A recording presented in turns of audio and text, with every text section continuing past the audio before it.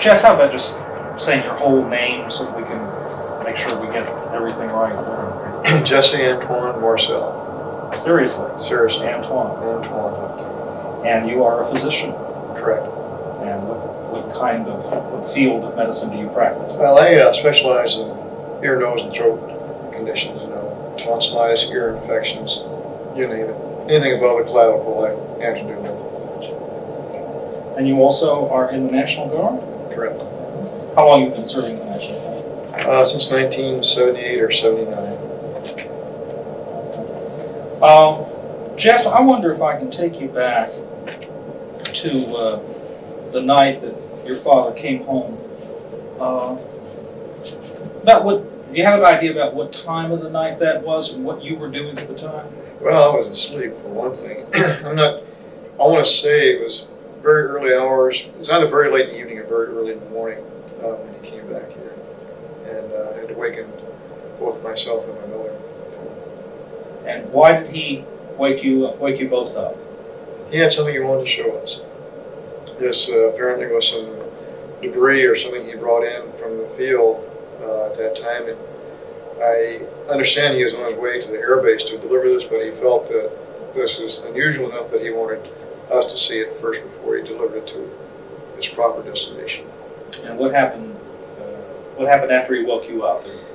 Well, he was, as I recall, very excited, and again he said, "I want to show you something," and so I got my house coat on, as did my mother, and he had gone out to the car and brought back in some metallic debris. I believe it was in a box. I know. I don't recall whether I walked outside with him or not, but he made it seem like the 1942 Buick we had was loaded with this stuff in the back seat and in the trunk area. At any rate, he brought the material in and spread it on the kitchen floor, and in an effort to try to piece it together like a jigsaw puzzle to get some idea of the form of this, but unfortunately there was too much of it, too finely divided to do that. How old were you at the time? 11. Uh-huh. And when he spread all this material out on the floor, what was your impression about what this material was like? How would you describe it? Well, initially just looking at it, well, what's this all about? Sleepy. But then when you get down and looking at it, it was the unusual character of the debris, and I want to say that he said something like, "This is from a flying saucer," but I'm not sure that he said that, but the meaning was clear that this is something very special, and he wanted us to look at it. And what's your recollection about what the material looked like, felt like? Well, I could divide it into three major categories. I'm thinking back on it quite a few times. There was a lot of rather thick foil-like material, kind of not a shiny aluminum, but burnished or a slate gray type of aluminum metal. There was black plastic type debris like bakelite, which was shattered. It was very brittle material. And then there were fragments of what appeared to be I-beams, relatively small, but the typical I-beam type configuration. Let's talk a little bit about each category for a little bit of detail, if you will. Let's talk about first the foil-like substance.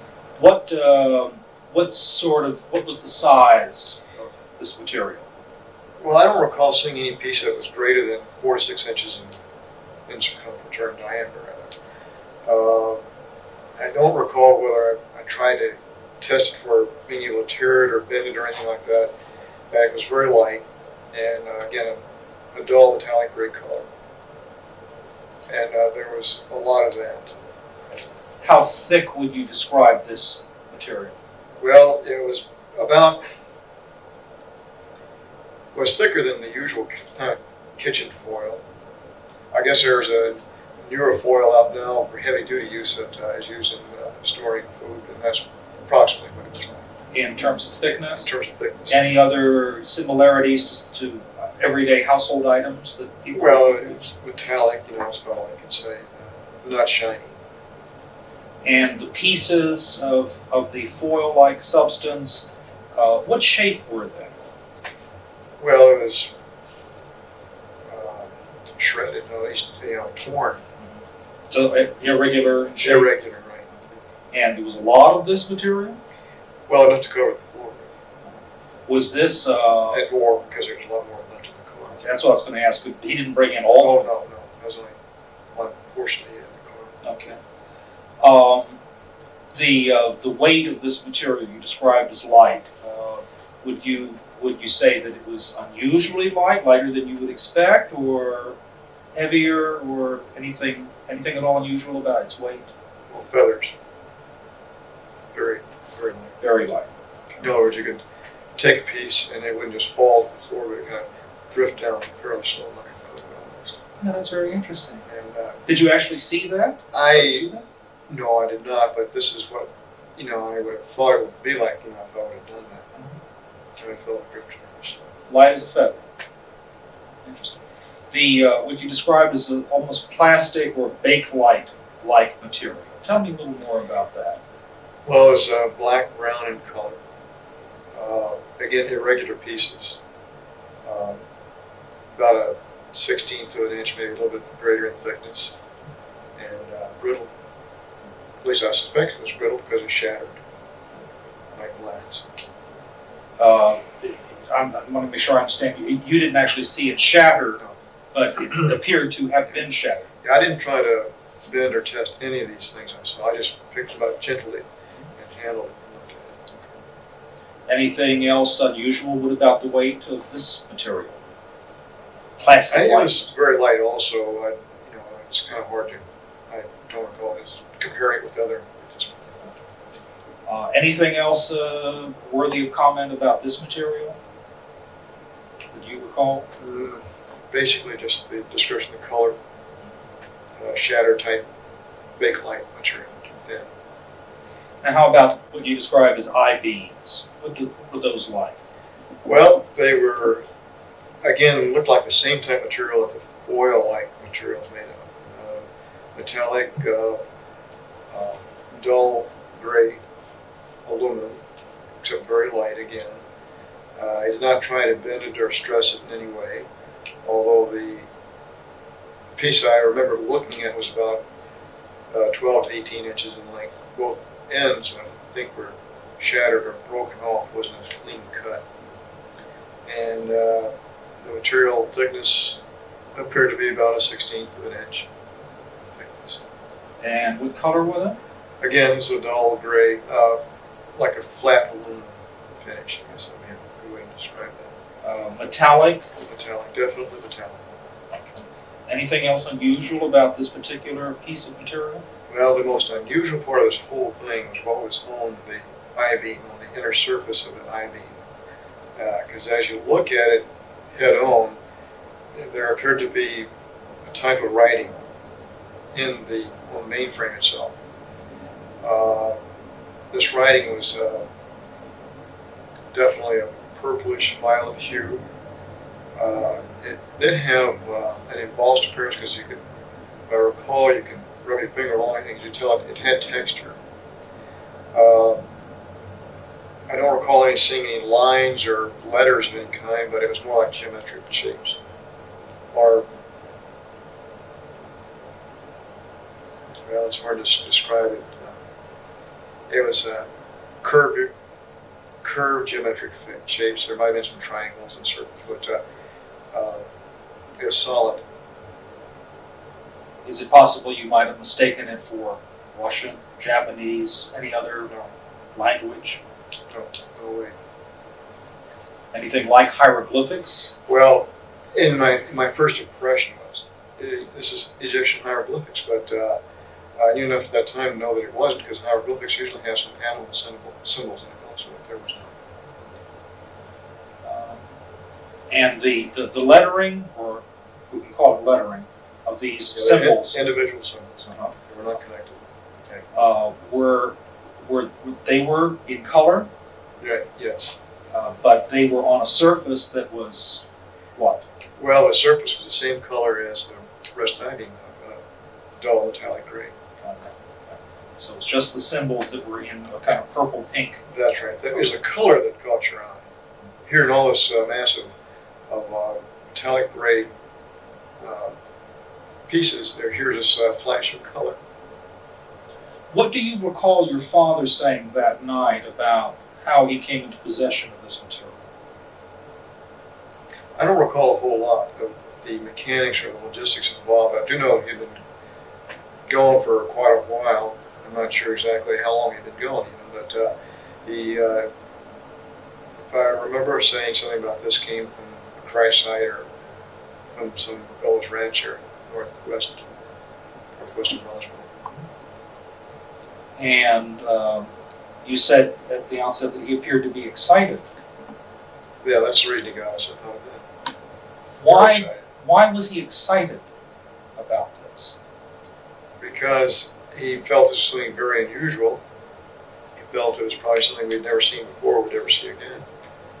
And again, I want to say that he said the words flying saucer, but I cannot be sure about that.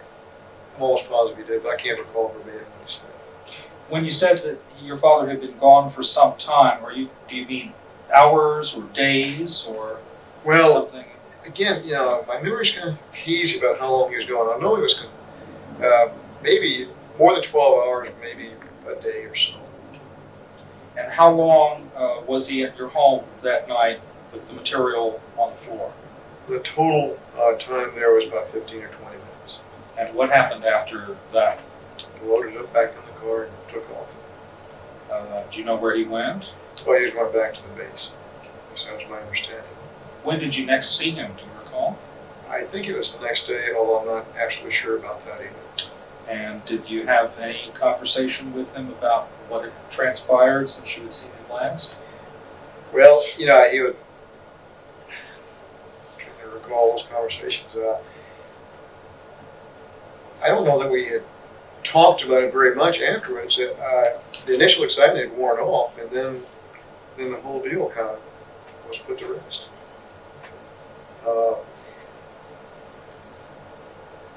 There's still a feeling like there's something very unusual about this. It was not, something commonplace like they would like to say weather balloon or radar target. Your father didn't think it was a weather balloon or a radar target? Never did. Did you think it was? Well, even at that young age, I had kind of an interest in electronics and weather and things like that. And I'd seen weather balloons, and I'd seen pictures of radar targets. That was not one of them. Was it like anything you'd ever seen before? Not really. One thing that sets it apart, of course, was those I-beams with the symbols. Did your father ever speculate about what it was, where it came from? We would talk about it periodically over the next several years, perhaps, and we'd always felt that it was something very unusual. I think initially they might have thought it was even a Russian weapon or something. That was for the reason for the coverup or the burying the story. But later, it was determined it was not a Russian thing, and so that left one other possibility that it was something from out of our atmosphere.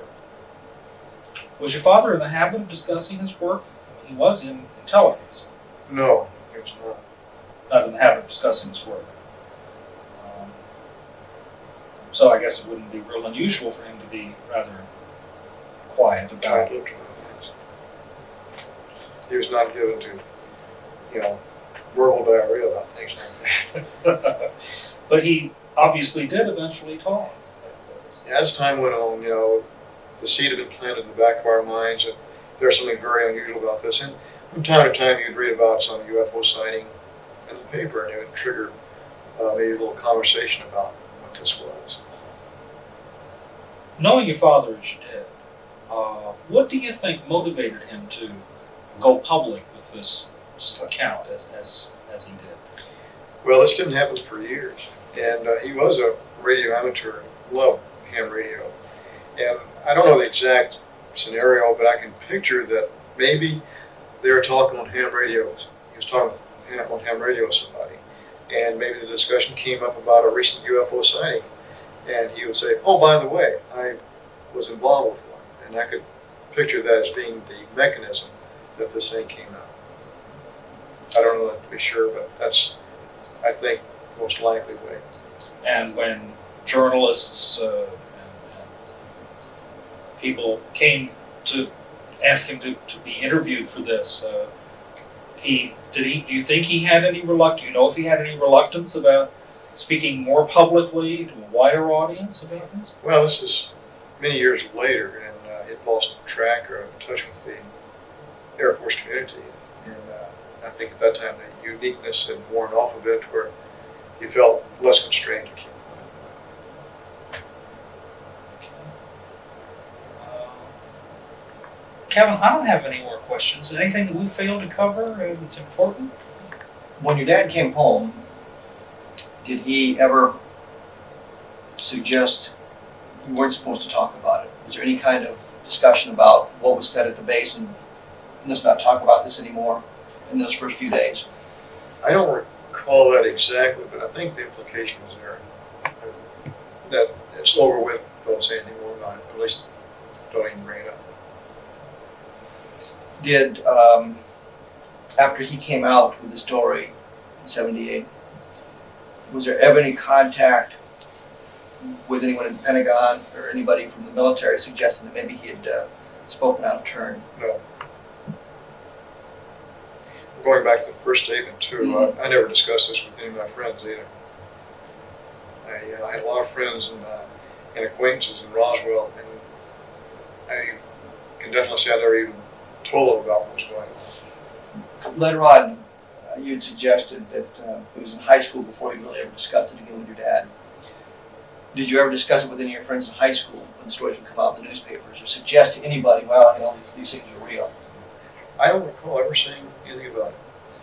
When you would see these stories in the newspapers, kind of what was your reaction to them? Did you kind of, I know something more about it, or? Well, my initial reaction is maybe most of these are hoaxes and maybe a misidentification of things, but I do know of one that was not a hoax or misidentification. Was it the feeling of you, your father, your mother, that it was extraterrestrial in origin? Yes. We felt it was all a very unique experience, that we just happened to be at the right place at the right time to see this. But was your feeling that it was extraterrestrial? Yes.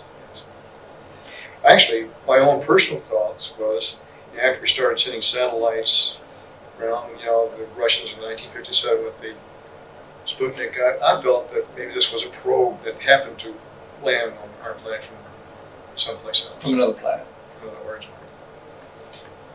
When you had the debris in the kitchen, was there any odor associated with any of the debris at all that you can recall? No. Did the material feel cold to the touch at all? Well, it was metallic, it was a hot night, Mm-hmm. so it didn't, I'm sure it's the ambient air temperature, whatever that was at that time. Is there any possibility that your dad might have slipped a piece out of the box to keep for his souvenir? No possibility. He'd never think of doing something like that? Not at all. His background was intelligence. Was that his job all through his military career? Was he always in intelligence? Well, that and photo analysis, interpretation. Mm-hmm. Now, did there have been stories that he flew as a gunner? Well,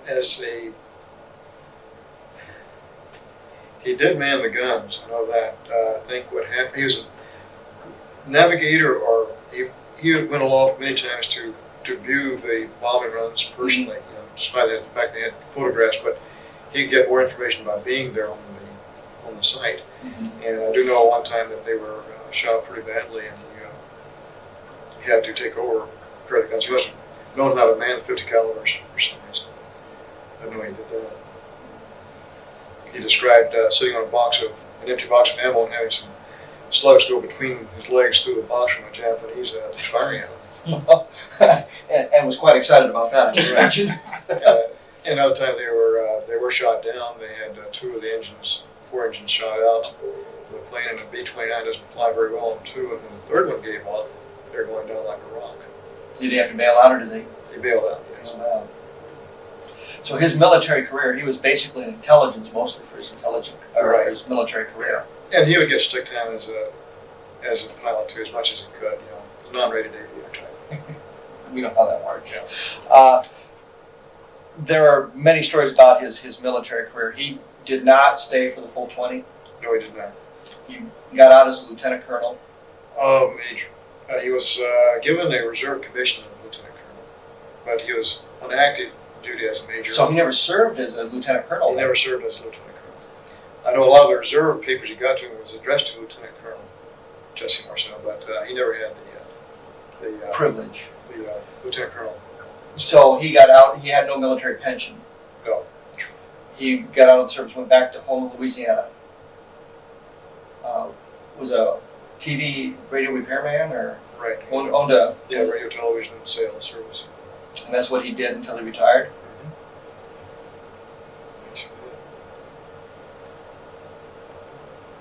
And the first time you remember him really talking about this, you were in high school. Said something while you were in high school. Well, about that time frame, because at that era, flying saucers were in the rage. You read about these reports in the papers and the sensational magazines and things like that, which tend to degrade the story. As if we need that sort of thing. But he was, for the most part, pretty close-lipped about this, even after he was out of the military. Right. It was not really a daily topic. And there was no military pension for him to protect, or no threat of. No, the only thing he had from the military was he fell off the roof when he was repairing his ham radio antenna in Roswell, and he had a fracture of the Oregon elbow, and I think he had $14 a month, for disability, which is a very minor disability, but that was the only thing he got. So that there was no threat they could hold over him, that if you talked about this, we're going to take away your pension or anything like that. Do you remember how much time he spent on active duty? How many years he got in? Well, I know he went in 1942 and stayed till 1949 or 1950. So 7 or 8 years is all. And there was the story that's been published that he wrote the speech for Truman when the atomic bomb was exploded by the Soviets. Any truth to that, or he provided the intelligence information for the president? I have a vague recollection of something of that nature, but I don't know that he wrote the speech. But I do know that he was in on preparing something, gathering information. As part of his intelligence function. Right, yeah, but that was not really a subject of conversation. Did you ever notice your dad, or did your dad ever break security other than this one time when he brought the material home? Although he really wasn't breaking security since it wasn't classified yet. But did your dad ever break security at all that you recall? One other time. And that would be when? I don't know whether one. I guess I hate to bring that up, though. I don't know whether. Okay. So, as far as you know, your dad really never broke security. Right. He never really talked to the neighbors. He never talked to friends about what he was learning with his job. No, it was all pretty close.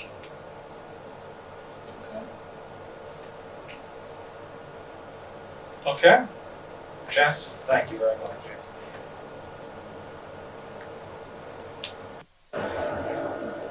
I'm just going to ask you some questions just to get you started. Oh. Okay. Vern, tell me about your relationship with Barney Barnett. How did you know Barney? I first met Mr. Barnett.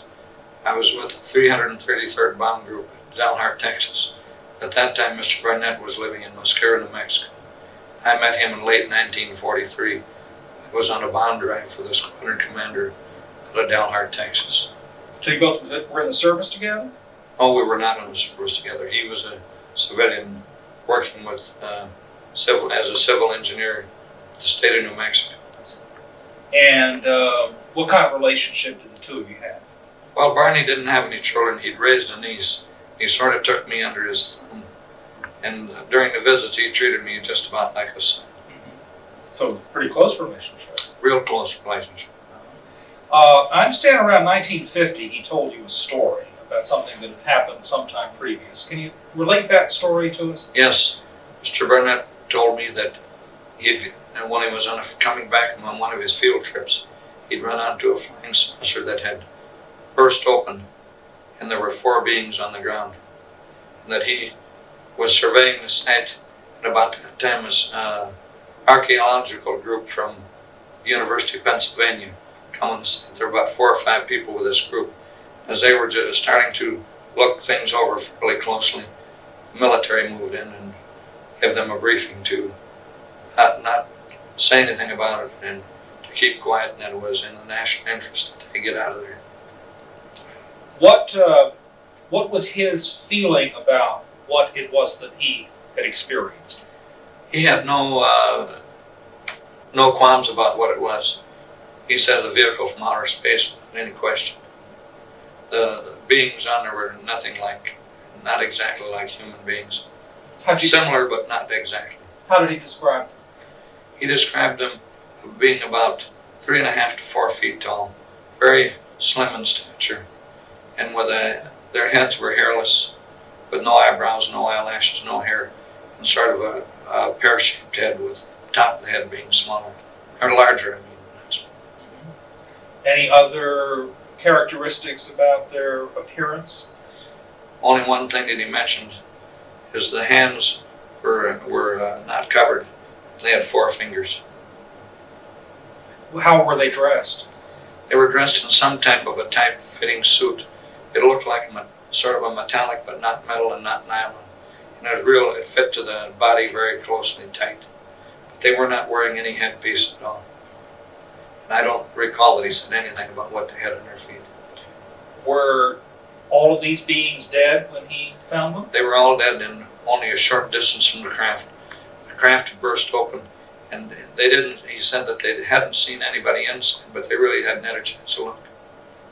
These were all outside the craft and quite close to the craft, within not too many feet from the object. How did he describe the craft? Typical flying saucer. Disc-shaped? Disc-shaped, and of pretty good size, not small.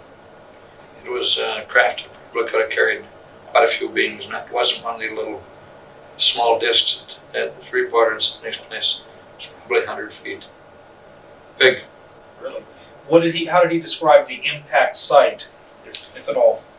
He said it had come to rest sort of on not a high bank, but sort of a ridge or a bank, and had hit against the bank, had split there. But otherwise it was intact. Did he describe any other debris or wreckage besides the... There was no, according to him, there was no wreckage or debris around this craft.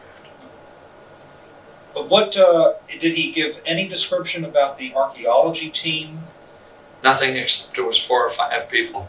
And they were obviously there for a dig, and they had just come upon us just about nearly simultaneously. He just arrived there, and here they came. Any names of any of these individuals? He didn't have any names, because the short period that they were there, and by the time the Army rounded him up and told him to get out of there after they briefed him what not to say and so on, he got in his pickup and headed back for his office. Did he ever tell this story to anybody else? He went back to his office, and his boss, he started to tell him, and the boss told him, "Barney, don't tell me anything about it. I don't want to hear about it. Just forget it." And he says, when I was told that, he said, having been told not to say anything, he said, and I'm not going to have people think I'm crazy, so I never told anybody else until the time you told me about it. Did he ever experience any form of harassment from the government? They were harassing him on income taxes. And I know that at one time I visited him down there in 1950, and he was really nervous.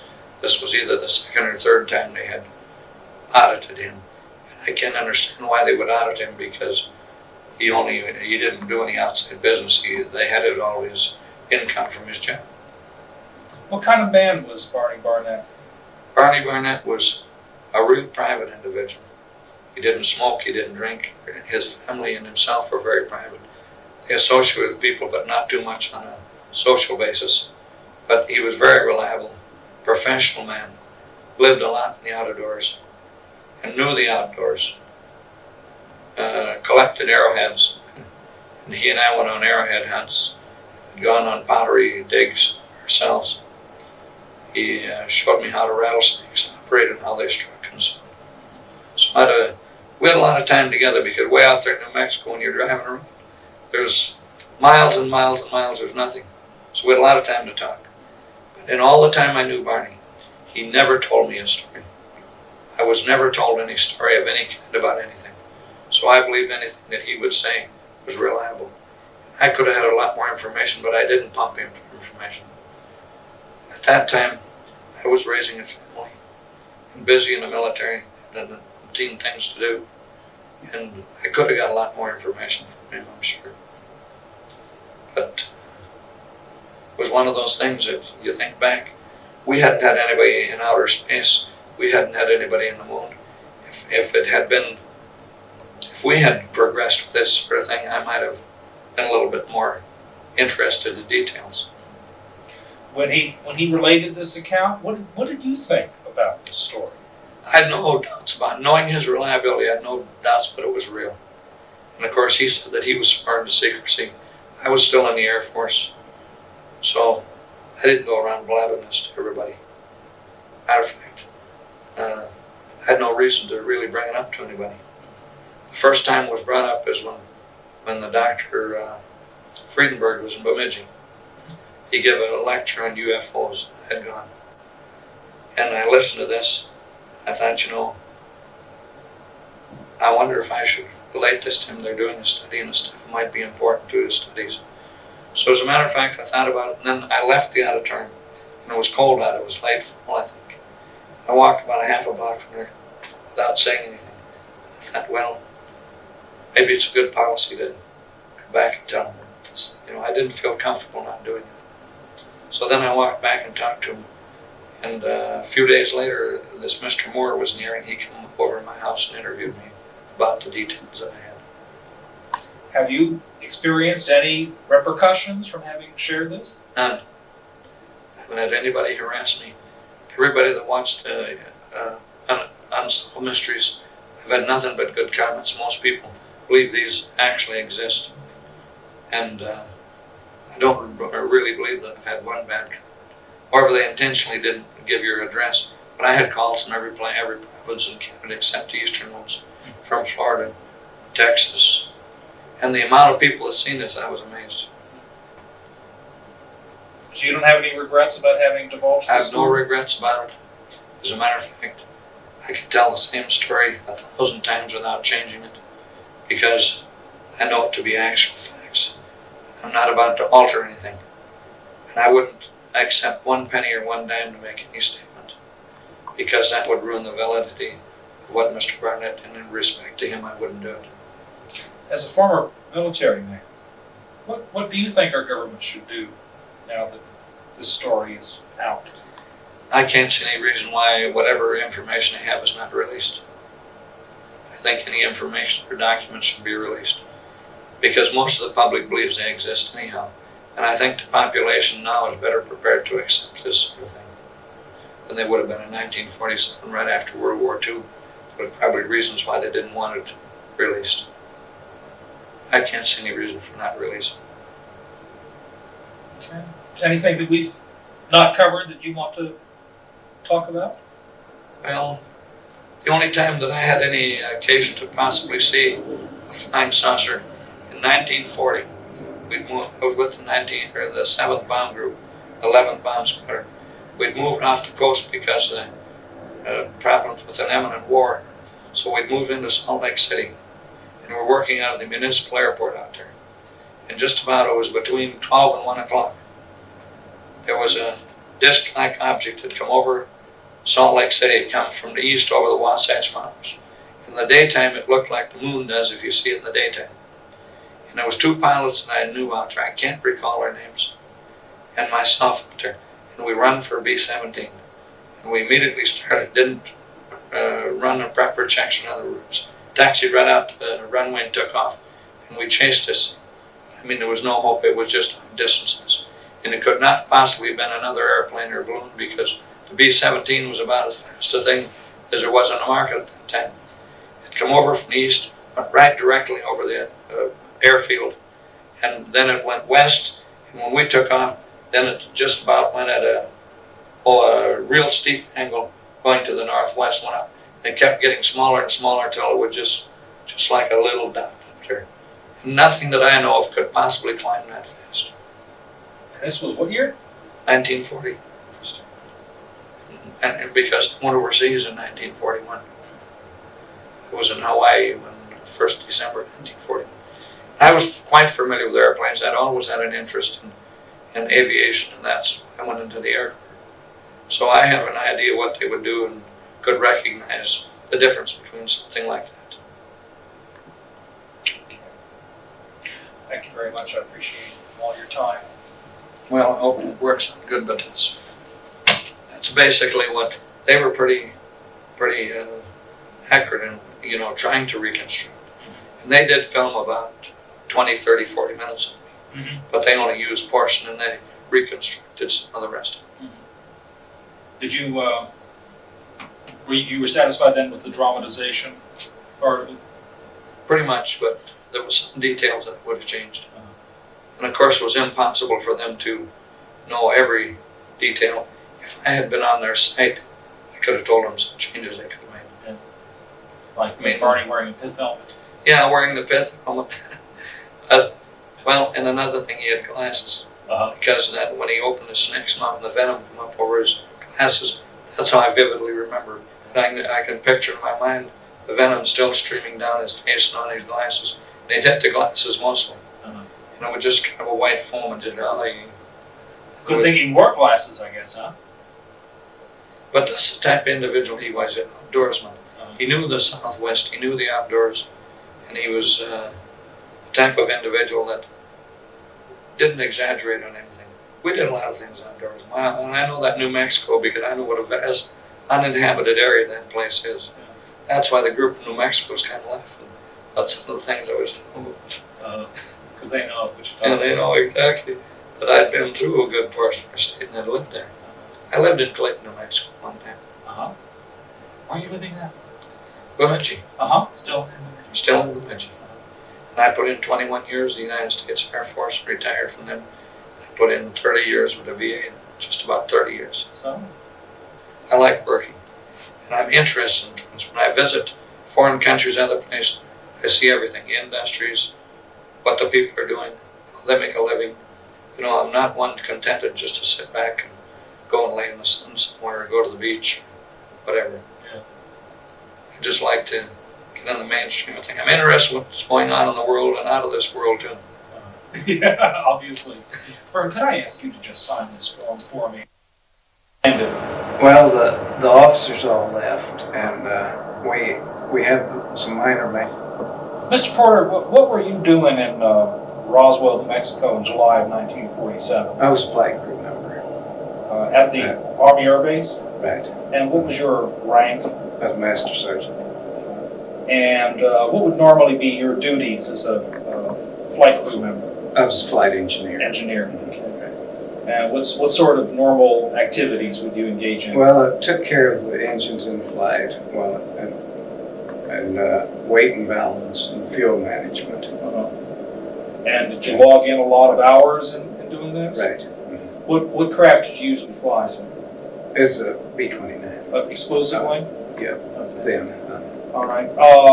I understand that something rather unusual happened in July of 1947 at the base, and you were involved in the flight. What happened that day that you recall? Well, we flew these pieces. They told us it was parts of a flying saucer, and we flew from Roswell to Fort Worth.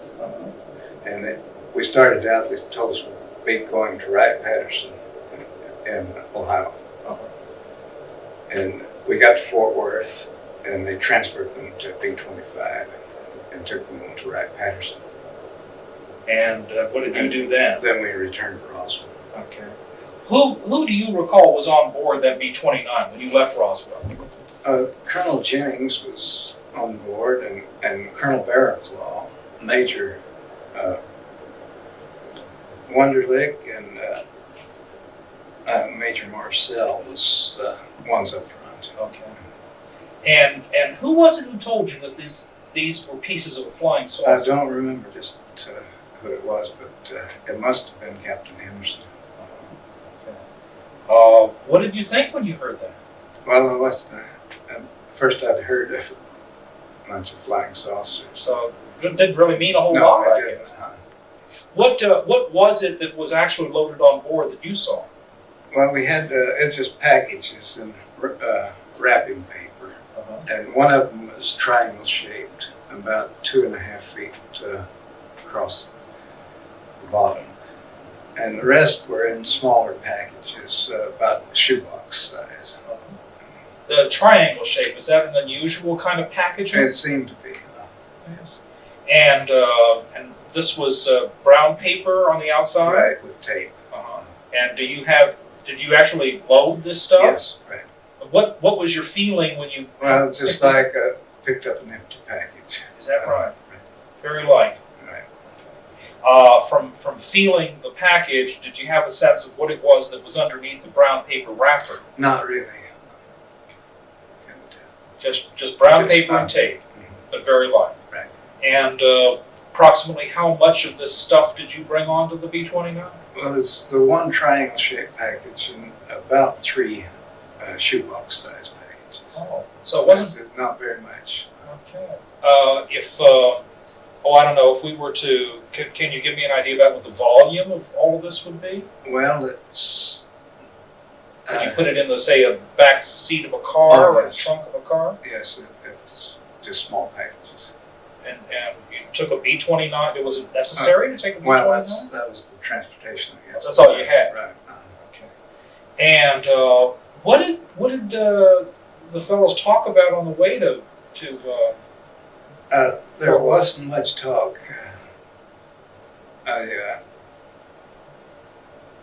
They didn't talk back and forth very much. Nothing about it. Yeah. Much. Would that be unusual? Was there normally a lot of conversation Well, between the This officers and wasn't crew? a regular crew, so it, How is that? Why do you say it wasn't regular? we had officers from other squadrons in the plane. And the Colonel Jennings was the deputy base commander, and Major Marcel was the intelligence officer. Would it be unusual for them to be on such a flight? Yes, right. And you arrived at Fort Worth at Carswell, Right. and what happened then? Well, we parked on the front flight line, and Colonel Jennings told us to finish. We had some spark plugs to change, and he said as soon as we got our maintenance done and the guard was posted, we could go eat lunch and come back then. Was there anything unusual about your arrival at Fort Worth? No. So you did your maintenance, then you went out to Right. lunch, and what happened after you got back? We came back and they moved the aircraft to the back flight line and told us that they'd transferred the material to a B-25 to go on to Wright-Patterson, and that it was a weather balloon, and that was it. What did you think when you heard that? Well, I just thought this was what it was. You accepted what you were Right. told. And then you flew back to Roswell? Right. Was there any conversation on the way back about No. this? How about after this episode? Was there any more? No, nothing. Was it something that just wasn't talked about, or did you feel that it shouldn't be talked about? We just thought it was a weather balloon. Okay. That was it. That was it. Okay. Did you have? When did you first share, or when were you asked about your involvement in this? In 1979, Stan Friedman called me in 1979. And what did you learn anything more about this than you had known before? Not a whole lot, no. Does it surprise you to know that Jesse Marcel at least said that it was not a weather balloon. Well, not really. I never thought much about that. After all these years, what do you think it was? It wasn't a weather balloon. You're pretty sure of that? Right. That's because of what people said? Yes, right. You're out of the service Yes. for a while now, I guess. 27 years, I guess. Are you getting a pension? Yes. Have you gotten any kind of harassment or anything None at all. from having talked about this? No. Do you have any regrets about having talked about it? No. What do you think the government should do now about all this? Well, I think they should let the people know what's going on. You'd like to know, I Mhm. guess. Yes. So, is there anything that we haven't talked about that you'd like to say, Mr. Porter? No. As long as we got it all straight. Okay. All right. Thank you very much. Well, Mr. Porter, can I say a little bit about yourself? Where are you living now, and what's been your profession over the past few years? Well, at present, I and my wife reside in Southern California in a small community called Spring Valley. It's in the neighborhood of San Diego. I think for our purposes that's close enough. And I practiced as a dentist in that region from about 1952, after my release from active duty after following the Korean police action. I think that's correctly noted. And I met Pappy Henderson in the early mid-60s. To the best of my recollection, it had been maybe 1962 or 63. How did you happen to meet him or know him? Well, I was introduced to him by a mutual friend. And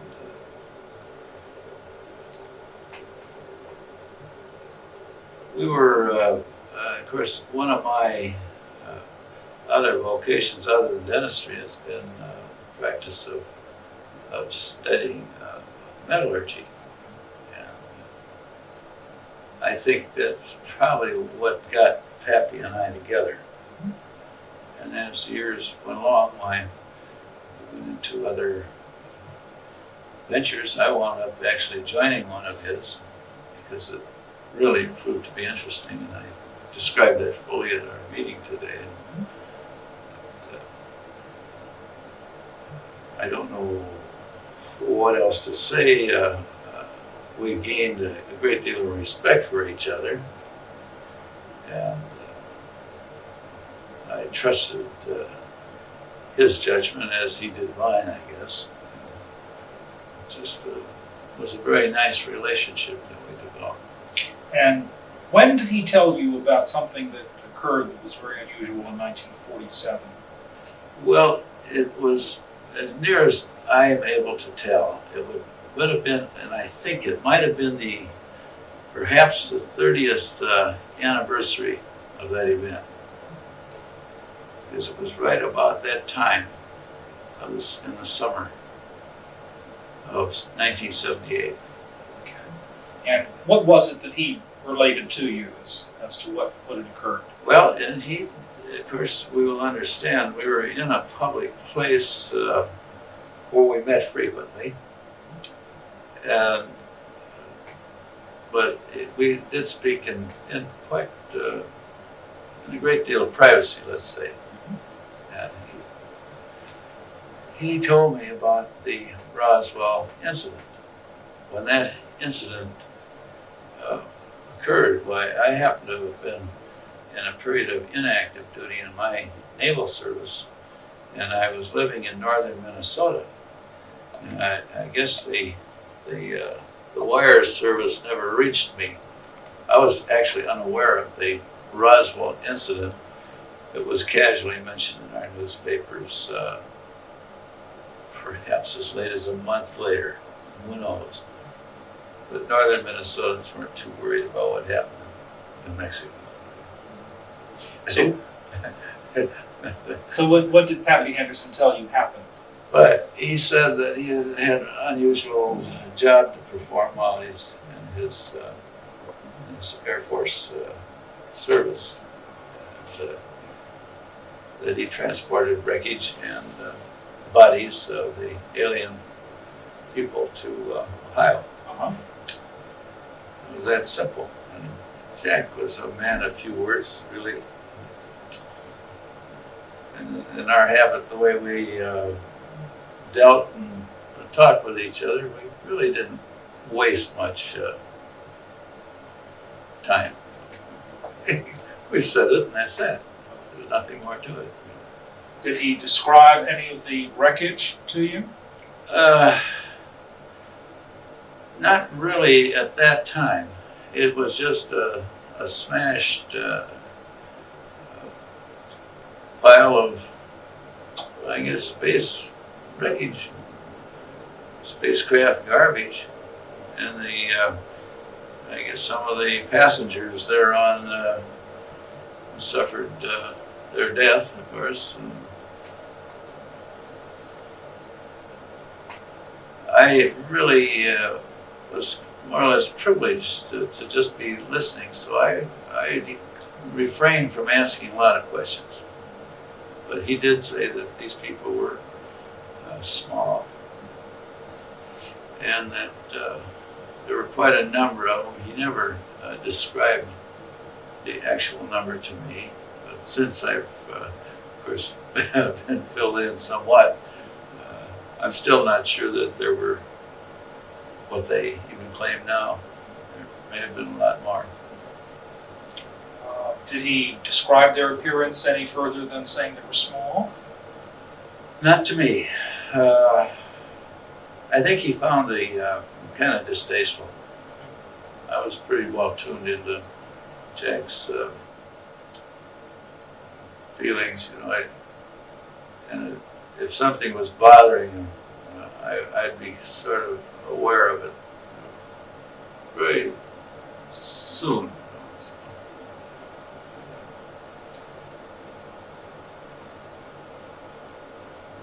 Do you know what kind of craft he flew to Wright-Patterson? Well, as a Navy man, I wasn't too familiar with what the Army Air Corps, later Air Force, had. You know, my experience with airplanes ended with the Taylor craft and Pipers and Aranca sedans and things like that. Pre-World War II, things that I flew.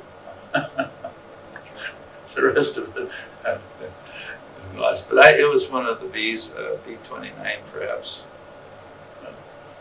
Did he say what his takeoff point was? Well, I assumed it was Roswell. He did not say to me where it was from. But that he did say that he was going to Wright-Patterson.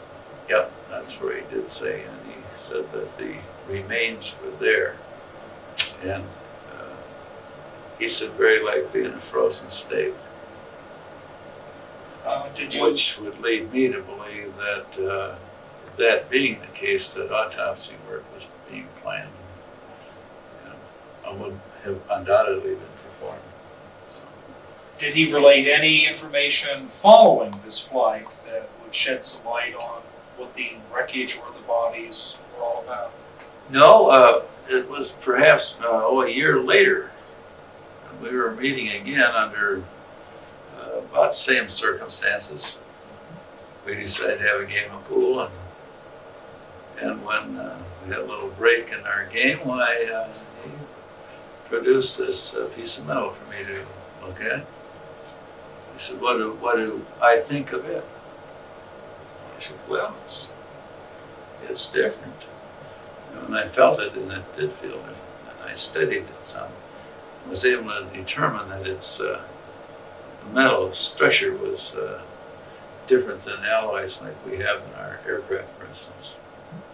And of course, he did preface his question by stating this was from this craft.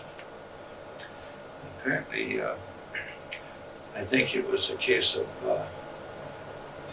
appropriation that he acquired this, for future study perhaps. At any rate, I gave it a good, thorough looking at and decided that it was an alloy that we are not used to, or we don't think we do.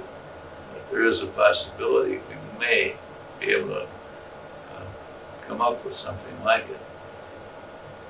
What do you It's a view very as this? big roundabout statement. I understand. How about describing it for me? What did it look like, feel like? Well, it was a lustrous, a gray lustrous metal that resembled aluminum.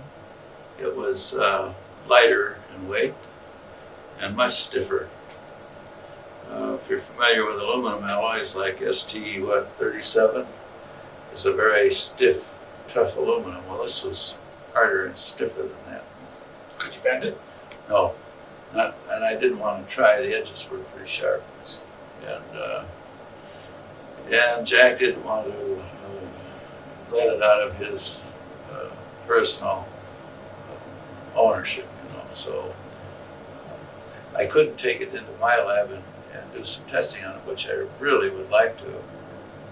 Number one, I'd like to have found out what it would take to machine it. In other words, in machinist language, to mill it. That decision came as a result of our having made an alloy similar to it, which up to this point no one's been able to scratch it, so to speak. But that's kind of beside the point. But I think this is one other reason that Jack showed me this piece, because our association had gone on quite a few years and he trusted me, and I didn't tell anybody about it. I think this is my first discussion, or at least the meeting as of this date. Publicly. So What did he do with this piece of metal? he put it in his pocket, and that's the last I've seen of it. It's probably in his personal effects somewhere. His wife states that there's many boxes of his things that she hasn't gone through or opened or looked at. So could be that that piece is there, and I'd certainly recognize it if it were. My feeling was that the metal itself was it didn't have a crystal lattice structure like alloys that we make. That it was more of an amorphous form, and that the fractures of the edges were more like fractures rather than tears. As I recall, they had a conchoidal appearance, like plate glass or bottle glass, for instance, would have to break it.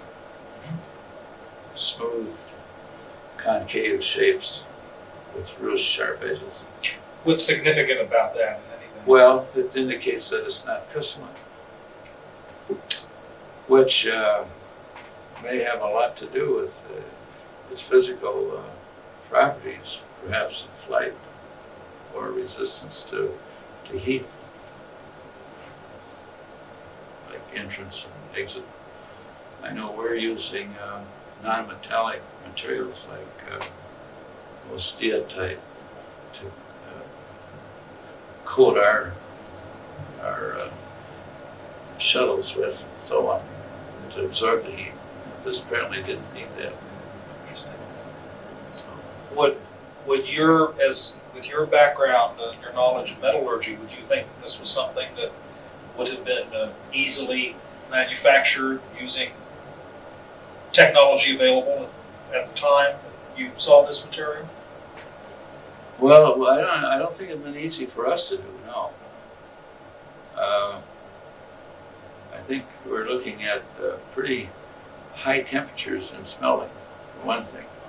I think now, perhaps it would be easier. They have refractories, for instance, have changed, like furnaces or smellers. They're able to tolerate better temperature, higher temperatures.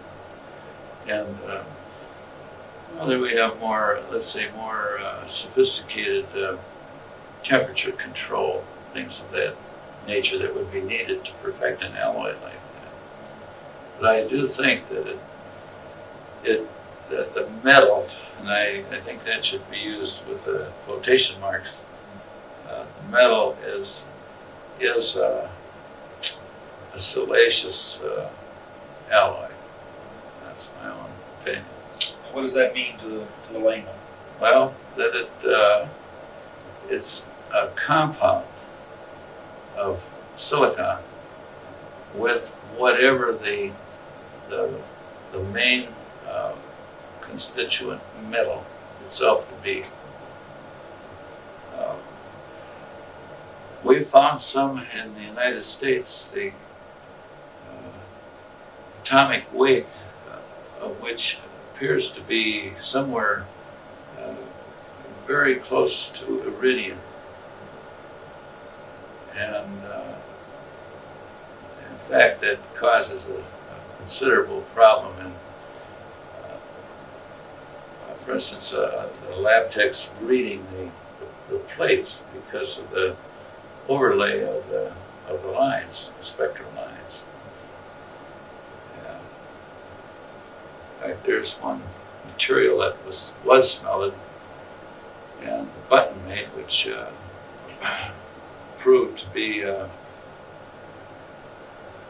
similar alloy, but it's one we made ourselves. Yeah. It weighed a lot more though. It's heavier. What is your own belief about what this fragment was from? What does it represent? Well, I think it was one of the structural parts, not the thinner materials. And I know that Jack himself, well, he stated to me as far as the thin materials go that was the lining of the craft. And that when properly energized, it produced perfect illumination inside. That you had a total easy light with no shadows. But that's why I asked today this gentleman that I think it was Jesse, that had his hands on some of that thin material if he had seen it in the dark. Right. I guess he hadn't paid any attention to it. He's pretty young then anyway. So. Well, that would be kind of interesting to see if it could be energized or polarized, maybe is all it would need to be. It's hard to say. Take a little, take a good old scientist, maybe one of our physicist friends could tackle that and light the place up with a piece of that, you know? It's barely possible. So. What do you think this was from, though? I mean, what was this? What was I think this thing that was recovered? You know, I think that metal, that thin material, was different. I didn't see any of it, but from what I've seen of the pictures and so on, I don't think that's the same metal. Is it your feeling that this was from an extraterrestrial spacecraft? Oh yes, well there's no question in my mind about that.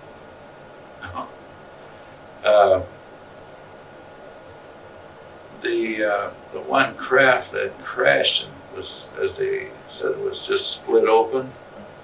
The color of it, the way it looked on that photo, is about the way that piece that I had to look at looked. I'm sorry, which photo are we talking about here? Well, whether it was a drawing or a painting or a reconstruction, I don't really know, but it was here today that I saw that. So, Okay. but that's more or less what it looked like. Yeah. Slightly mistreated, maybe, you know, by temperatures.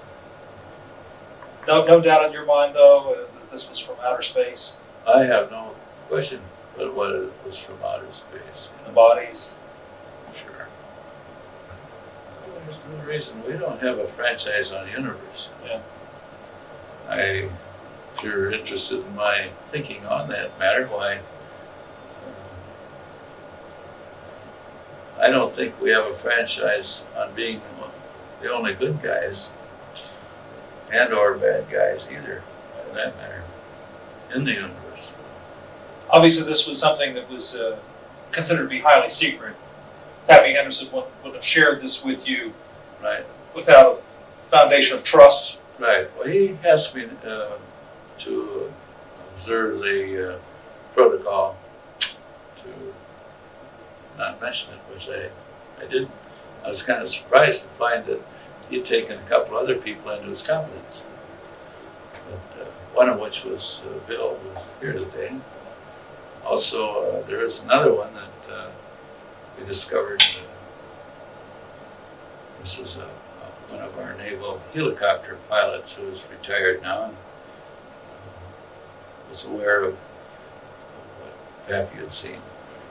But he was pretty choosy about who he talked to, I think. Did he express any feelings about the secrecy aspect, or why it was that he wanted to share this information with? Well, Jack had become ill with adenocarcinoma, and I would guess that he probably wanted to leave it. I think Bill Lounsbury expressed that notion. I think he wanted to leave it just in case he did die, which is worked out he did. But he had great hopes that he would be given a ride, and it probably would have occurred by now. It seemed like he had it sort of set up in some way. It's beyond my knowledge of his activity. But you know, you take the case at Switzerland event and the Palladian arrivals there. In fact, all the footage that was made of those spacecraft, and which incidentally I've seen some of the film on that, and it greatly resembles our Channel 13, that's the right channel in LA, that photographed the two that flew over just it's either in Anaheim or Orange. Which, they just came in and made us swooping in and out, and someone just happened to be taking some pictures and managed to photograph that in action, and the films proved to be genuine. Those looked, for all the world, exactly like the ones in Switzerland.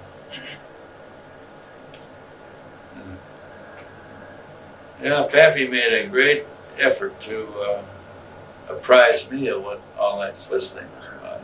In fact, he spent quite a bit of money on books for me and things of that nature, some of which involved some of our own military, where they were doing intensive study to verify the authenticity of these Swiss landings. And they, I think to a man on these panels, concluded that they were real. And all the school children over there, I've seen pictures and movies of those people. Yeah, you can't have 38 kids all give you the same story usually on anything. But on this one issue, boy, there was no question about it. Plus the description of the squadron commander in that case was a lady, and her squadron was 3, and she described her craft and allowed it to photograph. As far as this metal fragment's concerned, do you have any idea where it is now, today? No, I don't. I think if it's anywhere, it'd be in his personal effects. It was pretty traumatic when Jack died at that time. The, her daughter's mother-in-law was very ill, and so they just packed Sappho up out of her apartment, moved her to LA to help take care of this old lady. So, and I think, as Sappho said, if it's anywhere, it's in some of the old boxes they haven't even opened yet. So I'm going to look into that when I return. See if I can maybe convince her to go ahead. We'd very much like to know what the result of that is. Well, if I get it, it'll hit right straight for my safety deposit box, and then I'll get on the telephone. And I won't tell them which bank it's in. They'll have to kidnap me. Well, thank you, Dr. Armstrong. I Well, appreciate you're very your welcome. time. I'm hopeful that I've strengthened your thinking in some ways. It's certainly been illuminating. Well, if I find that medal, I'll send it back here, and I should know. I think there was one gentleman. Maybe I can recognize his name. Somebody on our board? Oh, David Schwartzman, I bet you. Yeah. No, He's a with the white shirt. geologist at Howard University. Yeah. Yeah. Okay, and I thought he'd be the one that he seemed to be the most interested in that piece of metal, and also in the smelling techniques Yeah. that were developed to. I bet you know about that stuff. Yeah, well, he really got a kick out of when I told him about the misfiring, trying to cut that at Johns Hopkins University. I mean Stanford University. And one of our government facilities, I think, has a unit there that this button that was made went to for cutting it and analysis. Well, they couldn't cut it. And they sent it back there, a few scratches, and that's it. They broke every metronome metal blade they had in that lab. They gave up on it. Now, this was of what? A test of. Well, we think it's a similar one, and that was why Jack got me involved. Oh, is that right? Yeah, so that's really, and it goes way back. How'd you hear about this test at Stanford? Well, I didn't know when I sent it to him. Oh. See, I'm into it that far, you know. Oh. So you got this piece of metal or something Yeah, from after whom? the button that went to Stanford, Right. I made it. Oh, okay. This is a fabricated Yes. thing, not something. Okay, I want to make sure I understand that. Right. Okay, Dr. Crumshorter, can I get you to sign that for me? Sure. You can read it first if you want.